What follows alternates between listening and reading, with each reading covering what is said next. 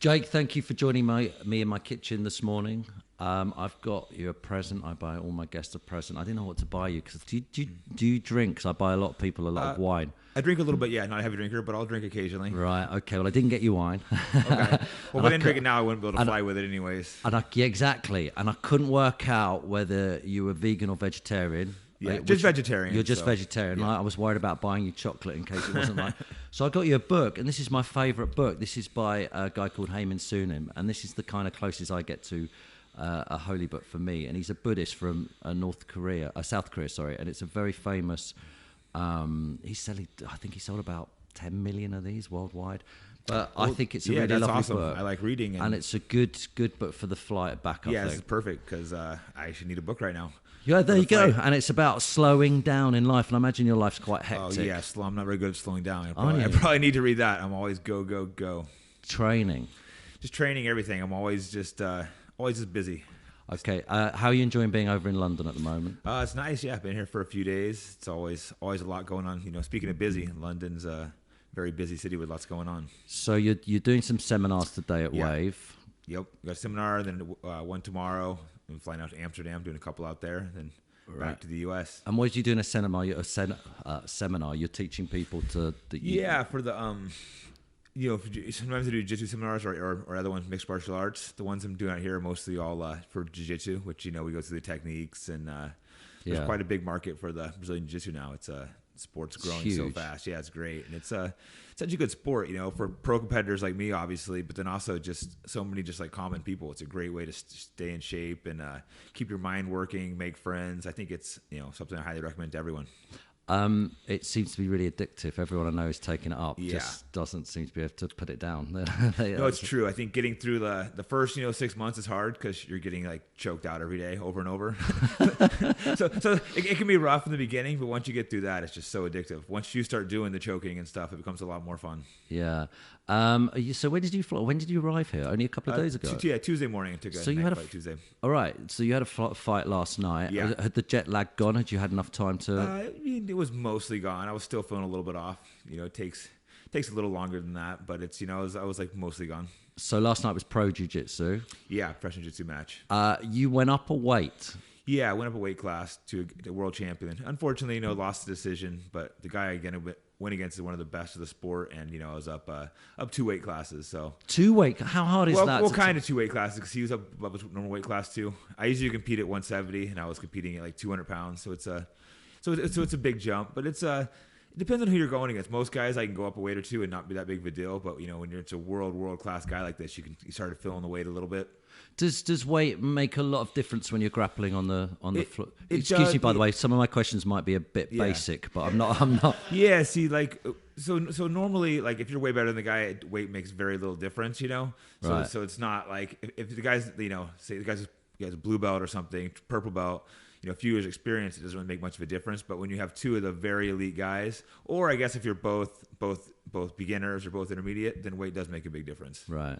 Watching your fights, you want to take everyone down to the ground, don't you? Generally, That's where you want to go. I like to take them down and be on top, and then try to pass and get a choke from there. Okay. Are you uncomfortable when you're fighting, punching and kicking? Not stuff? uncomfortable. No. I'm just more comfortable on the ground, so it's I feel at home down there. But in mixed martial arts, you got to be able to to be good everywhere. But that's the most important bit, isn't it? That getting down onto the ground. I mean, if you don't have that, you can't win, can you? Well, there's exceptions. There's guys that are really good at stopping you from getting them there. There's guys that are really good at punching and kicking, and they're really good at just stopping guys from taking them down or getting back to their feet. So there's so much different strategy in fighting. There's different ways. Guys approach it so many different ways. So it's hard to say one way is better. There's been so many successful guys that have different strategies, so it's hard to say there's only one way to do it. Yeah. It seems to me, though, in mixed martial arts, there is nowhere to hide. Yeah, it's a tough sport. In boxing, you can put your defense up, move around a lot, and try and stay away from the fight. You can't do that in MMA, can you? Yeah, no, because there's just too many variables. That's what keeps it exciting. There's kicks, punches, elbows, knees, takedowns. submission. So there's always just something coming at you, and that's why it's almost impossible for MMA for anyone to stay defeated. You know, sometimes you see the top boxers stay undefeated, but MMA it's very, very rare because there's just too many different styles and too many different unknowns that can happen. How did you get involved in it in the first place? I was wrestling in college, and then I met a guy, Chuck Liddell, he ended up going on to be one of the biggest stars the sport's ever seen, the first mainstream star. But I met him. He was fighting, but he wasn't really a big star yet. He was like a local tough guy, and they went into his gym. I always thought I was the toughest guy around. Being a college wrestler, I'm like, yeah, never lost a street fight. I'm like, I seen this guy Chuck. He had a mohawk, he had tattoos on the side of his head. Don't know if you've ever seen him, but he looks like. He looks like a tough guy, but to me, right. I'm like, oh yeah, I'm gonna tear this guy up. Went in and sparred him, and he just gave it to me, hit me with liver shots, and then it was a good wake up call. I'm like, wow, I want to learn to fight like this guy, and then just started training and started fighting right away. Successful straight away? Ups and downs. I think I won my first 2 fights, then I think I lost one. So not straight success, but I was pretty good right away. And when you're training for fighting, obviously. There's so much to mixed martial arts because you've got to be able to do everything. Yeah. Is it hard to separate your time into the different categories? Yeah, definitely. Especially I came from a wrestling background. So when I first started, I was, want to take a guy down and punch him in the head before I started trying to go for submissions. So that my strategy was just get takedown and then punch him. Then I started learning the submissions. Then you start learning the boxing. But then there's the kicking, and there's so many elements. And even among the grappling, we have Brazilian Jiu-Jitsu, there's wrestling, judo, sambo, and then there's different striking arts, and then it's learning to blend them together. So it's a never-ending journey. But that's what keeps it fun. Even though I've been fighting professionally, I guess almost 19 years now, I'm still constantly learning because there's so much to learn. It's impossible to learn all the knowledge, and things are always changing and evolving as well. In what way are they changing and evolving? Techniques are always getting refined. Guys are always trying new ways, and sometimes you think things circle back through though too. Like technique will kind of go out of style and come back in, and there's guys that's always. It's a new sport. MMA's only been around since what, 93? Yeah. There's been fights before that, but the professional UFC came. Did you ever see the Muhammad Ali one against? Yeah. So exactly. So MMA has been. MMA actually has been around longer, but the UFC has been around 25 years. Yeah. There was a surge of. I think MMA got pretty big for a while back in Brazil and Japan. I forget the exact years, but maybe 30s, 40s, 50s, somewhere around there. They're having fights between Brazil and Japan, but then it kind of went away for a while and resurged in 25 years ago. So it's a very new sport with popularity. For anyone who hasn't seen the Muhammad Ali thing, the guy who's fighting, I can't remember his name now, just lies on the floor and tries to kick kicks his leg over and over, right? It was just horrible to watch. Yeah, but nothing like the sport is now. You do American Jiu-Jitsu. Yeah. What is the difference between Brazilian Jiu-Jitsu and American Jiu-Jitsu? Very similar, just more high pressure, aim for mixed martial arts, mixing in wrestling and sambo. So it's kind of the style that I dubbed as because I never trained with gi also, so I kind of called my style American Jiu-Jitsu because it's a little bit different and it was a mix between wrestling and jiu-jitsu and sambo. Okay, and you've been pretty successful, haven't you? What was it like watching the UFC come up? Because obviously boxing dominates. Yeah, and UFC's now coming up. Yeah, no, it's been very interesting. So when I first started watching the UFC, I think before I fought 95 or something, and I was like, oh wow, this sport's crazy. Never thought I'd want to do it. And then I started fighting around 2000, and that was kind of the worst years for the sport. That was when it got pushed underground. They banned it from almost every state in the U.S. Most countries banned it, so it was super underground. We had to go fight on in the states we have the Indian reservations, which they don't really follow the same laws as. They have federal law, but they don't follow state laws, so they can get away with doing what the states can't. So we'd have to go in the Indian land and do our fights, and it was super underground. And then so it was nice to see it start growing from there, get back on TV. Yeah, it was banned from TV in the U.S., everything. Why was it banned? Was it banned like that worldwide or just U.S.? A lot of countries did it. I think a lot of countries are just now putting it back. They just said it was too violent, which is not any more violent than boxing. I think part of it might have been, the money from boxing. We didn't want competition. And, right. Because a lot of the people that were trying to ban it were big boxing supporters. Politicians been oh, this sport's too violent, but they were supporting boxing. So it was probably, I'm sure there's some money behind it. That's an amazing thing. So when it became legalized and then suddenly you could put it on TV and everything, it's just been boom time, hasn't it? Yeah, it's just gotten bigger and bigger and just keeps growing.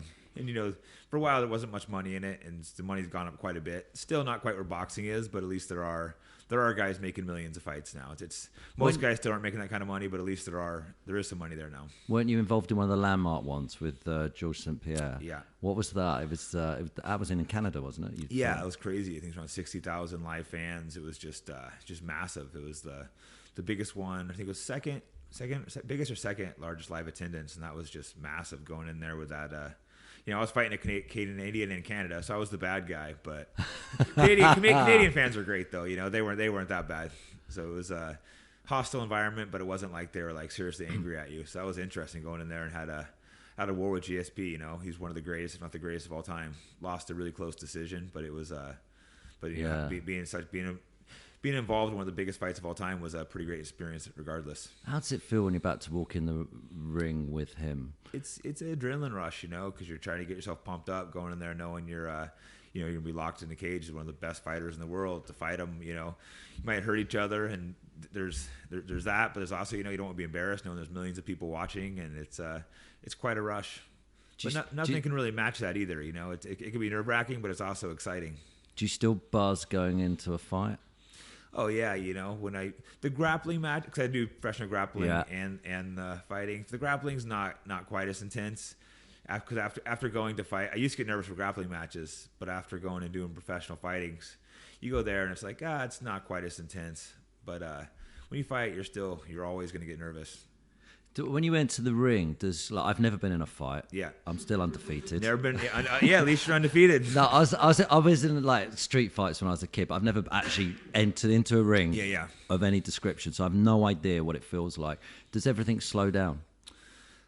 Do your senses become really? Maybe a little, but you're trying to just calm yourself. You don't want to overthink things. So you're trying to get like in that meditative state where you fight better. Because sometimes the worst fights I've had when you're like thinking too much and like your mind just gets a little bit off focus. But yeah, you try to just not really think anything, go out there and just your body knows what to do, so it's just letting it do it. You shouldn't be like thinking about doing this. You've trained so much, it's just going out there and letting your body take over. It must be hard not to overtrain though when you're doing mixed martial arts, because there's always something else you can be doing. It's really hard not to overtrain because like you said, there's so many disciplines between trying to get your wrestling, your boxing, your strength and conditioning. It's tough. And then you're always thinking, what if I'm not doing enough? What if my opponent's training more? So that's always something, always battling, trying not to overtrain. And when you spar, how close can you get to a fight? A proper fight? Yeah, that depends a lot, Ideally, you should put we wear 16 gloves when you're going really hard. Sometimes you get the young guys, me included, they put the small gloves on and go hard, and that's just I don't go hard with the small gloves anymore until fight time because too many injuries that way. Yeah. Guys get knocked out in training. I've had enough fights. I don't need to do that. Even with the big gloves, I'll only do a couple hard sparring sessions for a fight because I've fought so long. I think the young guys, they have to get in there some and just beat each other up just to toughen themselves up if they haven't had a lot of fights. But when they do that, they definitely should put the headgear, the 16-ounce gloves, the shin pads, and then they can. You can do it, but you shouldn't do it too often where you're trying to actually fight hard. Because that's when you start getting banged up, your head hurt. But yeah, if you haven't been in a lot of fights, guys definitely do need to do that a few times before they fight. Put the gloves on and just actually try to fight someone. I interviewed Steve Collins once, who you might not know, but he's an Irish boxer. He was a champion over here. I think welterweight, was he? I'm looking around the room here for somebody to give me. Or middleweight, I think. Yeah, it was a middleweight. He fought Eubank and Nigel Benn and all those guys. And he told me once that he knew whether he'd won a fight as he walked into the ring. He could see the guy and go, I've won this today. Do you have that sort of feeling, do you think? I think a lot of times with your confidence level and stuff, a lot of times you kind of know. I wouldn't say it's that sure, but a lot of times you're feeling really confident out there. Certain days you're just feeling confident and just know you're going to win. Yeah.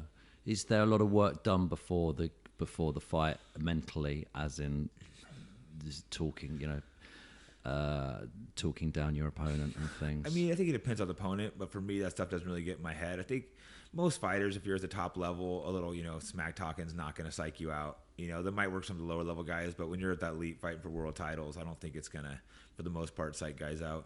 What do you guys make of Conor McGregor? I think he's really good, really talented fighter. I think he got a little bit overhyped because he is he's great at smack talking, and he's had some really like fast, impressive finishes. So he's one of those guys when he looks good, he can look really good. he can like, go out there and just hit you right away and get those really fast knockouts and just like extremely impressive. But he does have some weaknesses as well. So my teammate actually, Nate Diaz, fought him twice. I cornered him for both of those fights. So I was closely involved in both of those camps. Yeah. So. He's been quite big, though, for the sport over here. I don't know what he's like in America, but over here, he sort of became a household name. He's huge in America, too. He's done a great job promoting himself. And he is a great fighter. I'm not saying he's a great fighter. I'm just saying he's slightly overhyped.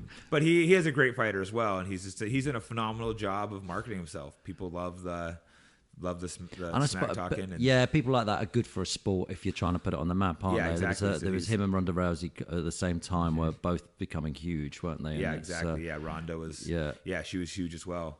But like I said, Conor's probably been great worldwide because he's made the sport bigger out here in Europe. But what was it like when he decided to fight Mayweather? What did you feel about that? He got paid, so good for him. I think it was always a reach for him to win the fight. I mean, going against one of the best boxers of all time in their own sport, it was a ballsy move. Like I said, Conor, I got respect for him because the guy, he's not scared. He'll move up a weight. He'll go and do a different sport. The guy's, he's not scared to fight. So he's a real fighter. I think people respect that as well.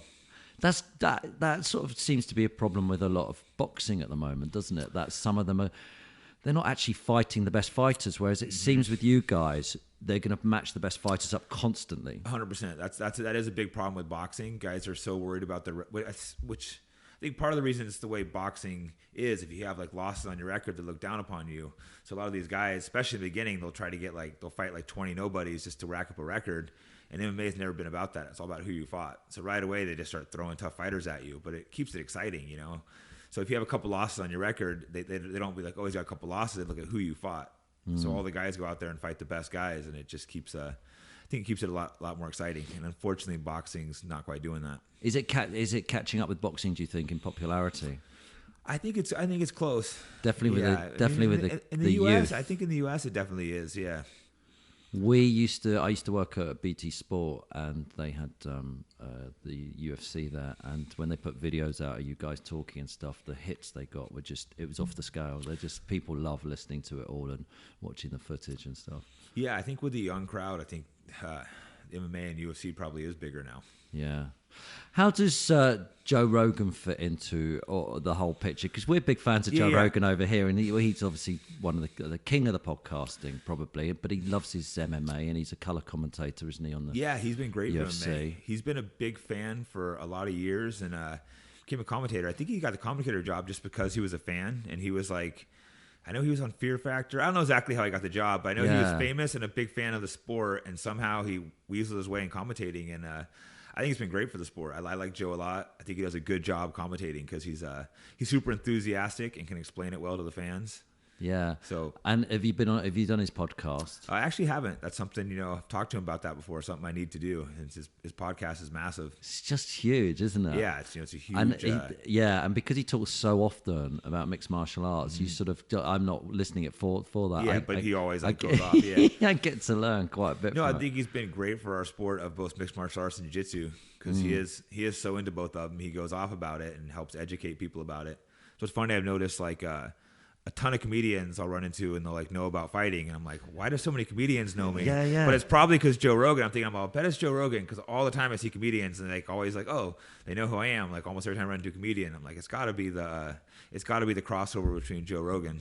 In my mind, I'm about to do Brazilian Jiu-Jitsu at any time because Joe, he sells it so good. He just talks about it constantly, and and every analogy he does is he puts it back to Jiu-Jitsu basically, but and MMA. But he's been quite amazing for bringing that sport alive, I think. Yeah, and for I definitely wouldn't recommend the casual person to go do MMA, but for Jiu-Jitsu, I think it's just great for the normal person. Is it? Can you get a lot of injuries from it though? Do you think? I don't think so. I mean, I've never really been hurt bad jiu-jitsu. I mean, of course you can, but it's as long as you're smart and careful and training at the right gym, people that train safe, and good fitness as well from it. Oh, I've been told. It's a great workout. Yeah. That's the thing. A lot of people start doing jiu-jitsu and they stop going to the gym because they're getting the workout there, and they're like, why go lift weights and run when I can? This is way more fun. So will you fight? Will you roll? I understand the expression is for the rest of your life. Will you be in a? I certainly hope so. As long as my body's healthy enough to do it, because I love it. Like I said, I'm not going to be out like running and lifting when I'm done fighting. I don't plan out running, lifting, sparring. That stuff's not like fun. But going to jiu-jitsu, like Really? I love doing that. Like I look forward to it. And how long can you compete for? What are you now, 40? I'm 40 now, yeah. So it's hard to say. If you start being your 40, you look at the older end of an athlete. But I still feel healthy. I'm still competing and doing well. So, what age do you think you were peaking? Because when you're young, you must be so inexperienced when you go into a fight. I think guys peak in this sport for the most part, probably like mid 30s. Right. It's probably it's when quite late. Yeah, because there's just so much to learn. Yeah. So I would say, early mid 30s, most guys tend to be peaking. It's not like one of those early 20 sports. There's exceptions, of course, but it's unusual for an athlete, especially a fighter, to be a vegetarian. So, there's more of them around now than ever. But you've been a vegetarian the whole of your life. Yeah, I've grown up that way. So for me, I don't know the difference between eating meat and not eating meat. And I mean, a couple times I tried a few bites and I just felt nauseous. My stomach wouldn't break it down from not eating it. So, and because I've always been vegetarian, I feel great this way. And so no reason to switch it. And to me, having been a vegetarian, the idea of eating meat seems kind of gross. When I'm taking a bite, I'm just like, I can't do this. Yeah. So, how long do you think that keeps you? Do you think that'll sustain you for longer in your career? The diet. I feel like it because I still feel like I still train almost every day and feel super young for my age. And I can't. It's hard to say 100% having not eating meat versus eating it since I haven't done it. But I feel great for my age. So, is there a difference in? You've obviously got to lose weight, cut weight for fights and stuff. Do you think it's harder or easier being a vegetarian? Again, probably a little easier. It is tough too, though, because sometimes hard to get more carbs and stuff being a vegetarian. So there's a trade-offs. Right. So a lot of people all sort of say to athletes, you need meat, you need the protein. How are you getting your protein? What sort of things are you having to do? Well, I eat beans are a good source of protein, and I'm not a vegan, so I'll eat some eggs. So that helps a lot. And then if I'm trying to gain weight, I'll add protein shakes in. But if I'm not, I don't. I try to just get my calories from just eating whole foods. Have you had trainers try and get you to change your diet? I've had a couple trainers try to get it, yeah. But for the most part, no. But I've had a couple guys try to talk me into eating meat. Really? But everyone also says I'm one of the strongest guys they were trained with. So it's like they're like, all right, maybe you don't need the meat. Right. Okay. But you basically grew up as a vegetarian, didn't you? It was something in your household. So your parents didn't eat meat. Yeah, exactly. So for me, it's possible my body, if you switch versus if you grow up that way, maybe maybe you might react a little different. It's hard to say. Yeah. I was watching a video with you did for Peter as well. So you're into animal welfare and things. Yeah, I did a video with him. I think I worked with him once, years ago. Yeah, so I'm definitely, I definitely think they should treat animals better. I'm not hardcore, preaching to people about it, and I'm not really that style, but it would be nice to treat them a little better. Going back to jiu-jitsu quickly, it's growing in popularity, isn't it, as a sport? Yeah, massively. When did it start finding its feet? It's hard to say. Like I started training in 2000. It was very niche back then. You had to seek out jiu-jitsu gyms, and then they slowly just started up. It's been kind of a slow, just gradual growth. But really, in the last 5-6 years, it's just gotten massive. And I think in the U.S. they're everywhere, but it seems like worldwide too. Even when you travel, you can find gyms everywhere. It seems like So there's right. So in America, you've got a real big tradition of wrestling, haven't you? Which we don't really have over here. Mm-hmm. I don't know if anyone's ever.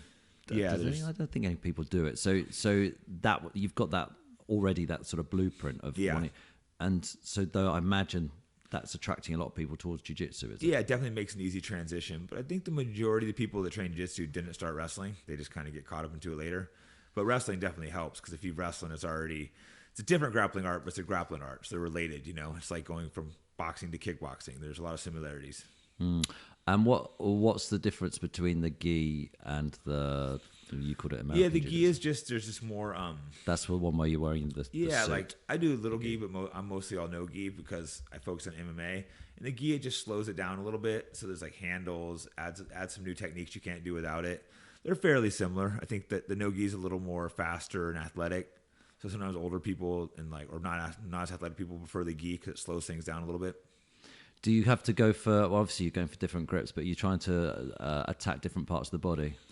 Yeah, jiu-jitsu, you attack the whole body, from necks, arms, legs. I mean, recently, like the leg attacks got really popular, all the heel hooks. And Why is that?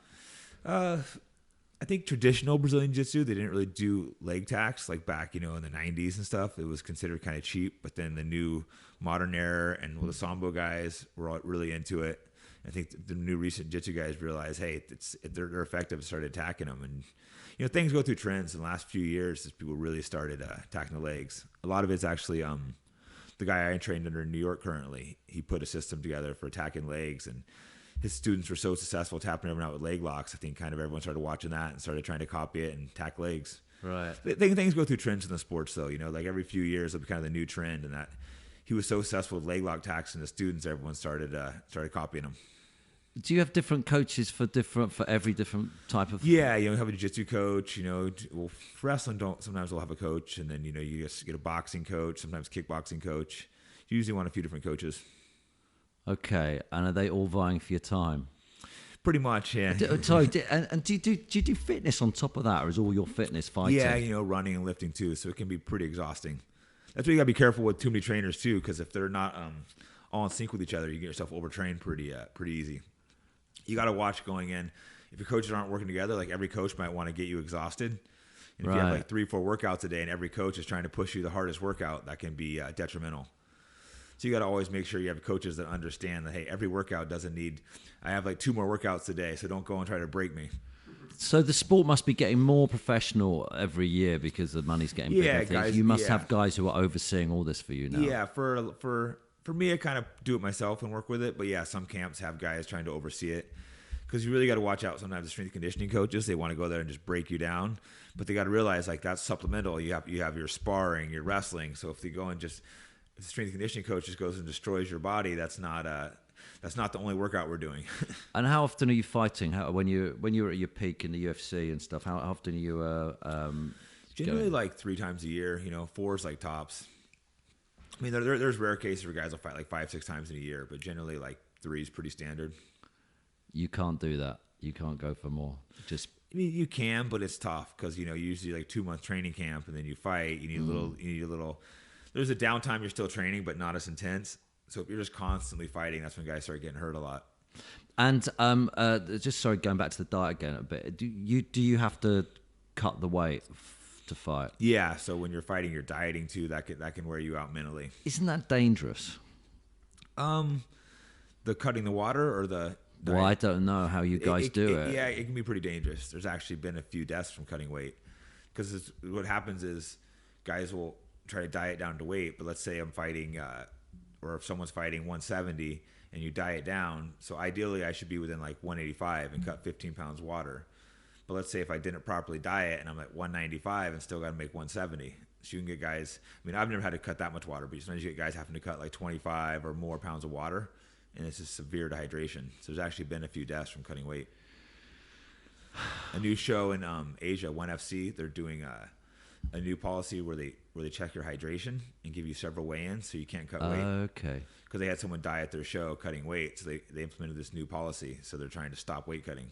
That's a good idea. Yeah, hopefully it works out for them, because everyone's trying to come down a weight, and everyone hates weight cutting too. It's one of those things, everyone hates it, but if you don't do it, you're giving up 20 pounds. Right. So you're literally pulling like 20 pounds of water the day before, and then you're putting it back on. So it's completely pointless, but everyone does it. So it'd be so much better if we just checked hydration and no one had to like dehydrate themselves. I suppose the problem with that though is that if you're up and you're a big fight and you're not making weight or hydration, that fight gets called off. And then all the guys who are making the money are like, "What? This fight? We can't have this fight." Yeah, because sometimes there's so much money in these fights. Yeah. That's why it'll be interesting to see how it goes in this ONE FC show. They've done it for a couple of shows now and haven't pulled off any fights yet. But I'm also not sure like how transparent they are with the weigh-ins. Like if someone misses weight, what they're doing. I don't really know what their whole system is. Yeah. What else are you fighting in? You're fighting. Are you still fighting in the?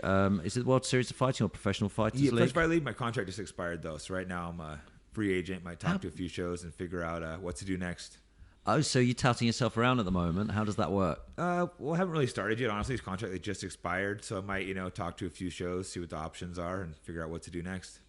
Okay. I got a manager, who will do the calls and stuff, talk to everyone. Is it a friendly community? Yeah, I mean, for the most part, there's sometimes a few guys don't like each other, but for the most part, you get along with everyone. Yeah. It's a pretty small sport, when you're at the top level, so you kind of know all the guys. And do you it's tough to get on with people you're fighting all the time, but you spar with each other, don't you? And yeah. Do you get on with each other, or do you work with each other? It depends. Guys your weight that you might fight, you kind of try to stay away from. But you also need guys to help you train. So you try to get a couple good guys around your weight that can help you train. But you don't want to be cross training with too many guys that are top level around your weight, because you don't really want to become friends with guys that you might fight. In jiu-jitsu, it's different. It's not. It's not as you're not trying to hurt each other. So I can be friends with a guy in jiu-jitsu and go out and go compete against him. But in MMA, you don't want to be friends with someone when you're out there trying to break each other's bones and noses and stuff. When I said you were coming on the podcast on Twitter, I said any questions. The question that always came back is who's the best fighter you fought against? Yeah, it's tough. I fought in a lot of the top guys. I've had one of the beat multiple world champions, but probably had to pick one. George St-Pierre. I think he's potentially the greatest fighter of all time. Of all time?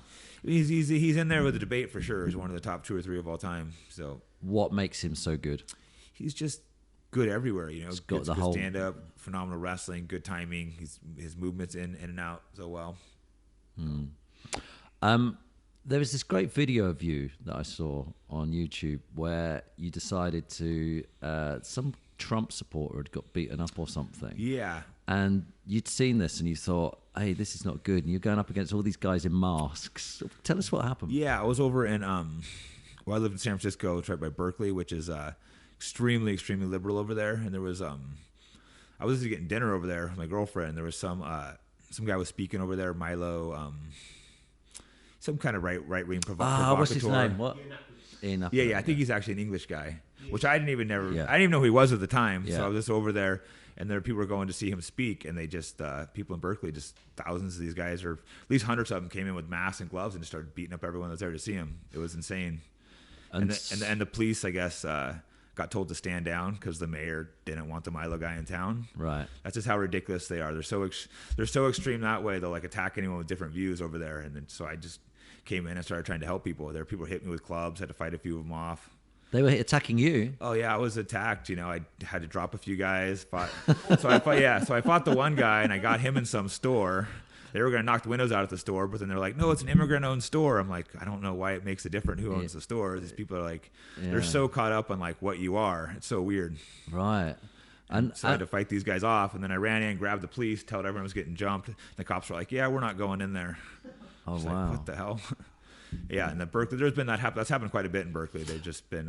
America seems to be quite split at the moment. Yeah, it's really weird. People the right and the left seem to be really at each other. Yeah, it's pretty bad right now. But unfortunately, it's honestly it's probably 10% on one side, 10% on the other side, and the majority of people wish everyone would just calm down. Yeah. Yeah, does it feel weird though at the moment having that sort of animosity going on in the country? Yeah, it's just kind of annoying that people are at each other's throats for things that aren't really that big of a deal.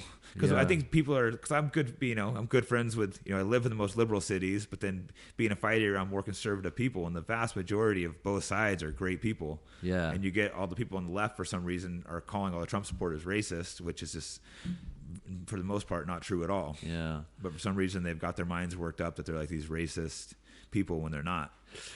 Did you play any other sports growing up? Just wrestling. Only wrestling? Why didn't you get involved in football or baseball or I'm not hockey? Sure. I just, when I started wrestling, I was really like that and didn't feel like trying anything else. Is the big fights attracting the Hollywood stars out to sit ringside? Yeah, you get the big fights, get quite a few of them there. Are the other sportsmen coming to watch as well? Has MMA been totally accepted into the...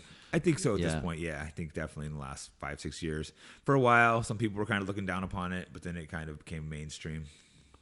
Yeah, it's amazing. I had I'm going to forget his name. Bisping. What's his Michael Bisping. He decided to teach me some moves once on a TV show. Oh yeah, it hurt.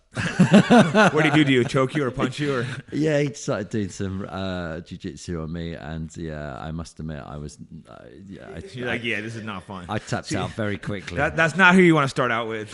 I tapped out as soon as he just looked at me. I was like, no, you've won. I used to go and spar with Bisping actually. Did you? Yeah, we sparred together for a while.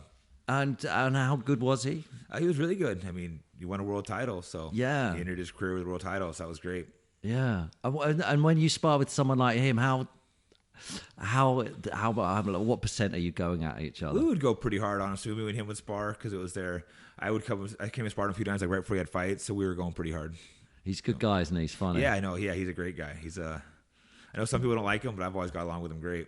Did they? Oh, I didn't know that. Some people think he's a prick. he has a rap as being a prick, at least in the U.S. I don't know if he does in England, but people in the U.S. like, that guy's a prick. So really? I like him. He's always cool to me. Why is that? Because he's got attitude. I think he's got a little attitude. I don't know. I think he's just not real friendly with people he don't know sometimes. Right. I think he gets kind of annoyed when fans are coming up taking pictures and stuff. Right. It's just kind of his style. He's just like, I don't feel like dealing with this. So I wouldn't tell him that. But hey, he's always been great. Yeah, he's always been great with me, so I like the guy. Yeah. But I know some people don't. Yeah, he's a good guy.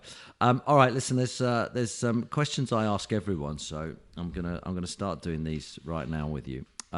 What one piece of advice would you like to give our listeners that has been invaluable to your life? One piece of advice. Yeah.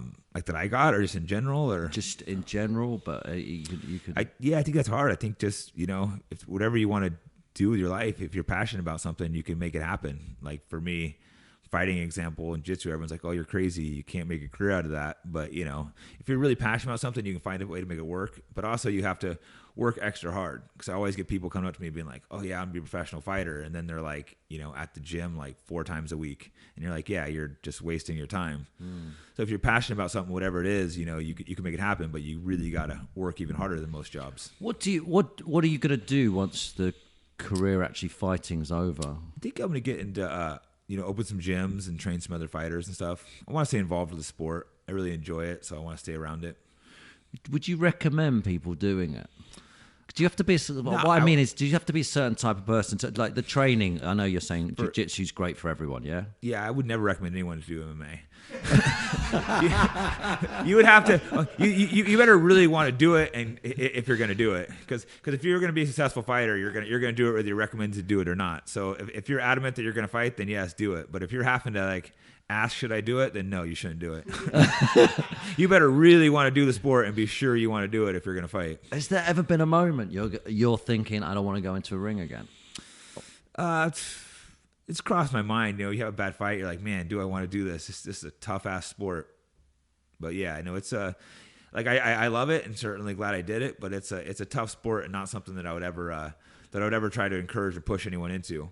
But also, if someone wanted to do it, I would help them train and do it. But I would have to make sure they really want to do it first. There's nothing more raw, I suppose, in your emotions is either winning a fight or losing a fight. You lose a fight, how does that feel? How long does it take you? It's terrible. It's it's devastating. It's like the worst feeling. But then winning a fight's the best feeling. It's I said it's an intense sport. How long does it take for the feeling to wear off and you just need to? I'm a pretty upbeat person, so I can usually bounce back, pretty fast. You might be down for a week or two, but then I'm like, I don't get like super depressed. You're definitely not feeling as good, but luckily I'm a person that can get over things pretty fast. But still, it's not a good feeling. There's just so much on the line. You're getting physically losing. You make a lot less money. Your next fight, you're to make less money. It's embarrassing on TV. There's just a lot on the line in these fights. I love the fact that it's embarrassing. It's so funny you say that, because for people like me, anyone who walks into a fight, there's nothing embarrassing about losing, because you're putting yourself in there. Yeah, if you're getting beat up in front of millions of people, that'd be pretty embarrassing. I don't think it is, because even the idea that you're going to step in is pretty, it cancels out the embarrassment. The idea that you're actually going to go in with someone who can. But it's pretty dangerous. Yeah, exactly. And you're also, you can go out there and get hurt. You might go out there, be cut. Luckily, I've never broken any bones or anything, but guys get seriously hurt sometimes. Is there a problem with the choking, with people not tapping out? There hasn't been a lot of problem with chokes. I think it's like fairly one of the safer things. You just like pass out.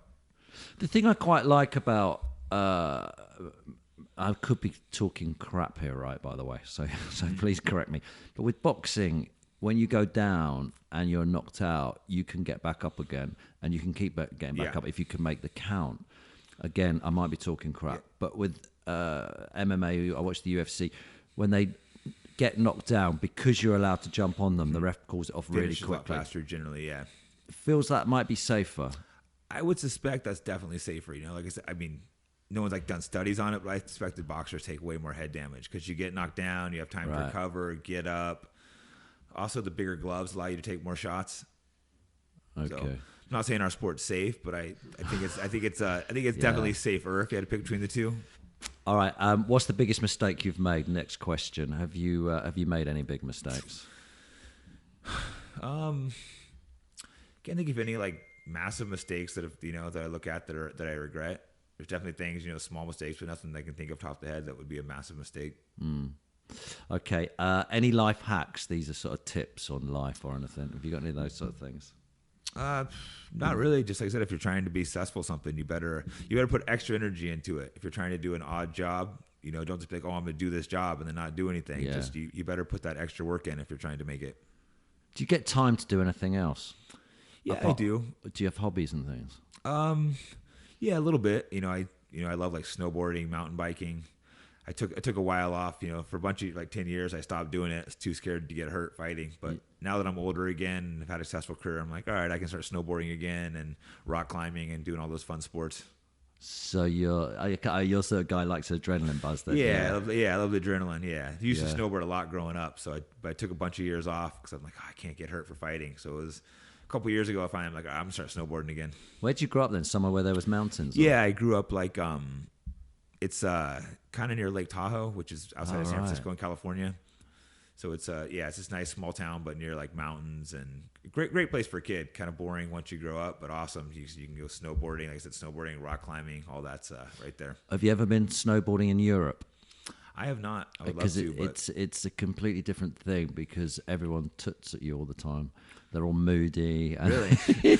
It's so like, I love snowboarding, and when you go to France or anywhere like that, right? Everyone's angry at the ski lifts, and everyone's tooting each other. How could you be angry when you're up skiing? That's or it. snowboarding? Right, that's it. And if you're on a snowboard, all the skiers, they look down at the snowboarders there. Skiers hate you, and everyone toots at you. It used to be like that in the U.S., but that was a long time ago, like 20 years ago. It was still a bit like still that look down the there. snowboarders, huh? And then I went to Whistler, and everyone's happy and smiling. I'm like, this is how it should be. Yeah, that's how it should be. Amazing. Yeah, I've never been to Whistler, but I hear that's great. Yeah, I want to go fantastic up there. But yeah, Lake Tahoe's, that's great there. That's where I choose where I would go. Oh, that's fantastic. All right, can you recommend a book? A book? Let's see. I was currently reading, it's an older book that was really good. It's Born to Run. I think that was interesting that I was reading. I think it's like 10 years old. What's that about? The guy who took up running and... It's about these guys that do these like ultra marathons, like the 1,500-mile races. These guys are insane. I have no idea why anyone would want to do that. You get in a ring and fight. But they run like 24 hours, and it's just insane. Have you ever had the chance to meet David Goggins? Do you know David Goggins, the ultramarathon? I've heard of him, but no. Yeah, okay. Look him up. He's one of those guys. He's absolutely mental. Yeah, I have no idea why someone would push themselves like that. But it's interesting reading these guys' mindsets and going, He's on David Goggins on Joe Rogan all the time, and Joe Rogan's trying to get him into jiu-jitsu. Really? Yeah, that's it. He tries to get everyone on. Yeah. So there you go. Okay, so finally, what is the meaning of life? Good luck with this one. Meaning of life, yeah. I don't think anyone's figured that one out. I'll start a religion if I do. Yeah, for me, I just try to do what I enjoy, have fun, treat people good. Just be good to people and make sure you're also having a life you enjoy because it doesn't last that long. What's next for you then? You don't know. You're at the moment. You're just I don't think I'm gonna fight too much longer. Getting a little older, I've already had a good career. Luckily made some pretty good money fighting and stuff. But probably get into opening some gyms, hope train some fighters, the crazy people that want to fight. Not try to talk anyone into it. Yeah, run some jiu-jitsu gyms as well. That one's easy, not as hard. Try to talk people into that one. Can you believe where the sport has gone? Because you've watched it come up, have you? Can you believe where it's ended up? For me, when I first got in it, it was almost a dying sport. So it was frustrating the first couple of years because no one watched it. It wasn't on TV. It was frustrating. So it was great to see it just blow up. Yeah. Listen, thanks so much for coming out. If people want to follow you, go to just Twitter. Jake Shields on Instagram. Twitter is Jake Shields AJJ. Right. Okay. And where else are you doing these seminars? You're doing one at Wave. Wave. I'm actually, unfortunately, I don't even know the name of the spot I'm at tomorrow.